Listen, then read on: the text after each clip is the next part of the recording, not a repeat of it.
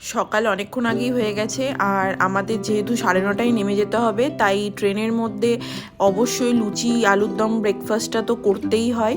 তাই আমরা লুচি আলুর দম নিয়ে এসেছিলাম। তো এখানে আমরা ট্রেনেই ব্রেকফাস্টটা করে নিলাম। তারপর আমরা এনজিপিতে নেমে গেছি, আর আমরা ওয়েট করছিলাম আমাদের গাড়ির জন্য। তো তারপরে আমাদের পিক আপ করতে চলেও এসছে গাড়ি, আর আমরা বেরিয়ে পড়লাম। আর রাস্তায় কিছুটা যাওয়ার পর আমরা একটা হোটেলে দাঁড়িয়েছিলাম। তো সেখানে এই পুচকেটার সাথে দেখা, আর তারপর আমরা সেখান থেকে মোমো আর নুডলস খেলাম। তারপরে আবার বেরিয়ে পড়লাম।